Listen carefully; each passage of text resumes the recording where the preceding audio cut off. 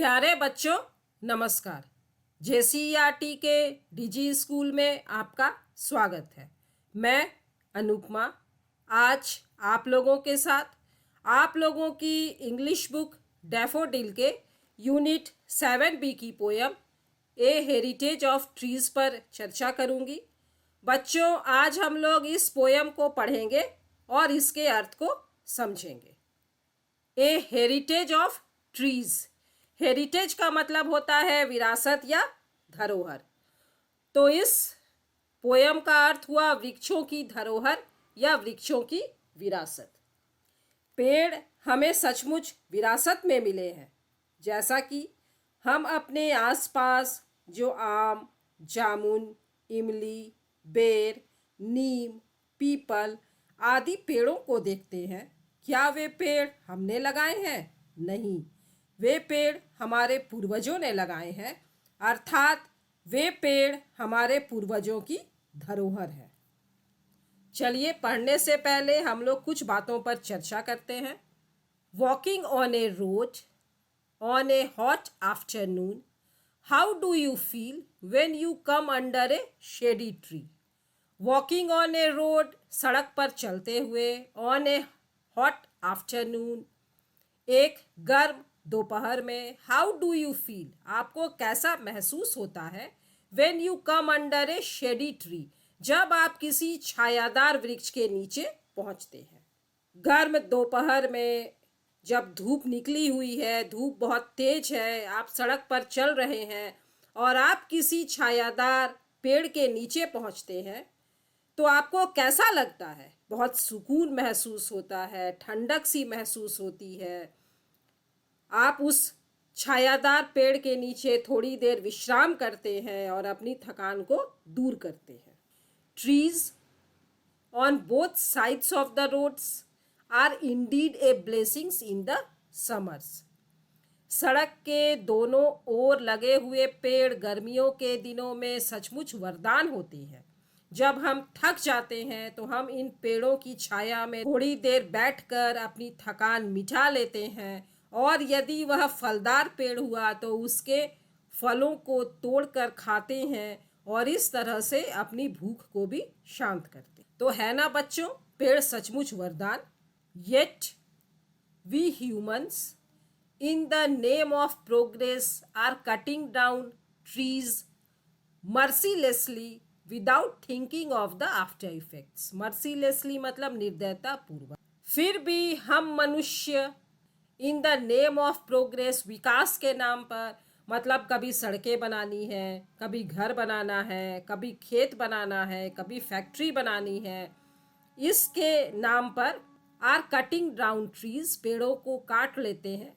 Mercilessly, बहुत ही क्रूरता से, without thinking of the after effects, और हम जरा भी नहीं सोचते हैं कि यदि इस तरह से हम पेड़ों को काटते चले जाएं तो भविष्य में इसका क्या दुष्परिणाम होगा या हमें किस तरह की मुसीबतों का सामना करना पड़ेगा। The poet has a similar message in the poem. इस कविता में कवि ने इसी प्रकार का संदेश दिया है। Read and find for yourself. पढ़िए और स्वयं जानिए कि पोएट ने क्या कहने की कोशिश की है। I saw a man attack a tree today the road from Mysore to Ooty. I saw a man, मैंने एक आदमी को देखा। Attack a tree today, attack मतलब होता है प्रहार करना, आक्रमण करना, तो पेड़ पर प्रहार कर रहा था, मतलब पेड़ को काट रहा था। The road from Mysore to Ooty, मतलब पोएट कहते हैं कि आज मैं मैसूर से ऊटी जा रहा था तो मैंने एक आदमी को पेड़ को काटते हुए देखा। About 20 miles along it, there you will see a tragic sight. Tragic sight मतलब दुखद दृश्य। तो वह रास्ता 20 मील लंबा है और रास्ते में जगह जगह आपको इसी तरह से कटे हुए पेड़ नजर आएंगे, मतलब पेड़ों के काटे जाने के दुखद दृश्य नजर आएंगे। इसी तरह से सड़कों के किनारे पेड़ों को काट दिया गया है। A line of noble trees mutilated, branches ripped untimely from their trunks, crippled, some have died. A line of Nobel trees.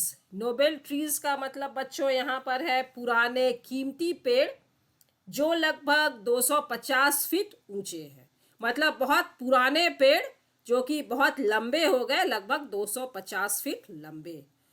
तो उसी तरह से पुराने पेड़ों की एक लंबी कतार थी जो कि म्यूटिलेटेड थे, मतलब कटे हुए थे, विकृत थे, ब्रांचेस रिप्ड, जिनकी टहनियाँ भी कटी हुई थी, अनटाइमली मतलब असमय, फ्रॉम देयर ट्रंक्स, ट्रंक का मतलब तना, उनके तनों से उनकी डालियों को, टहनियों को काट दिया गया था।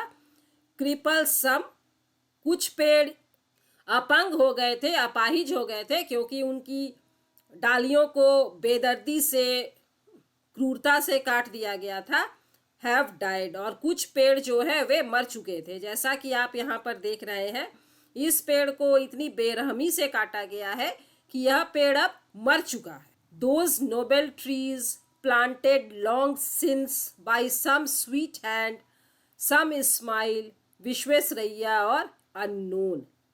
तो ये जो पुराने पेड़ थे, इन्हें किन्हीं सभ्य लोगों द्वारा बहुत ही पुराने समय में लगाया गया था, तभी तो ये बहुत ऊंचे हो गए थे, लंबे हो गए थे। हो सकता है कि इन्हें इस्माइल ने लगाया होगा। बाइबिल में कहा गया है कि इस्माइल जो है वो अब्राहम के बेटे थे, या विश्वेश्वरैया ने लगाया होगा।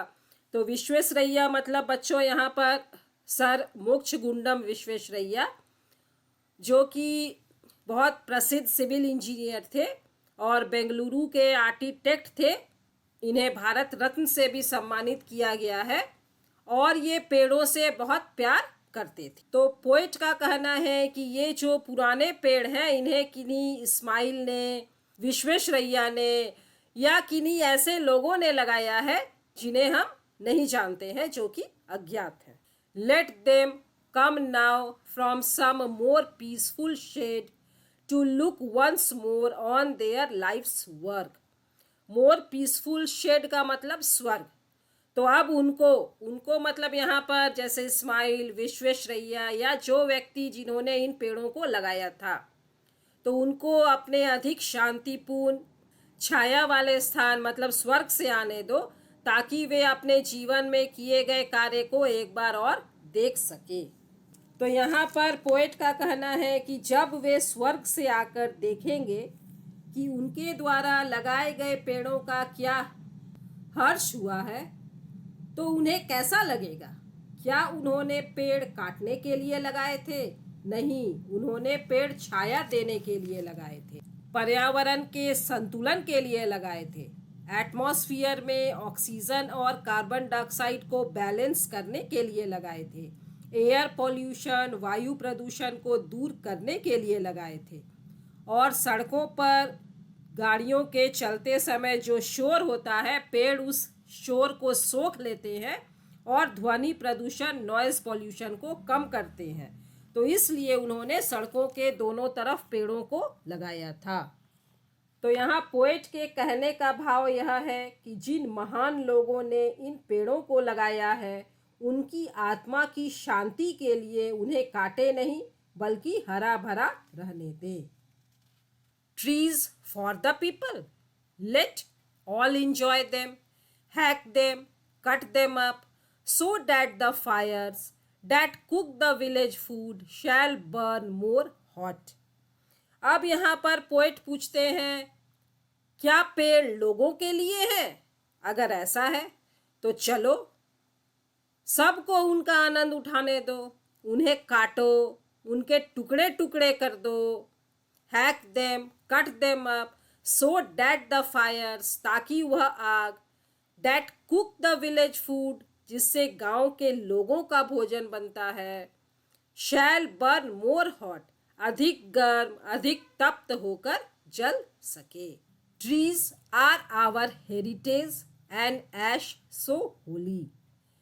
हेरिटेज मतलब तो जैसा हम लोगों ने बताया बच्चों, धरोहर या विरासत। ऐश का मतलब राख और होली का मतलब पवित्र। तो ये पेड़ हमारी विरासत है और उनकी राख बहुत पवित्र है। पेड़ों को जलाने के बाद राख बचती है, पेड़ जलकर राख में बदल जाते हैं, तो यह जो राख है यह बहुत पवित्र है। तो यहाँ पर पोएट के कहने का भाव यह है कि पेड़ बहुत जरूरी है और अगर पेड़ों की कटाई करनी भी पड़े तो ज़रूरत के अनुसार ही करनी चाहिए और उनके स्थान पर नए पेड़ लगाते भी रहना चाहिए। बच्चों, जैसा कि पोयम में पोएट ने कहा है कि जब वे मैसूर से ऊटी जा रहे थे तो उन्होंने रास्ते में कटे हुए पेड़ों को देखा।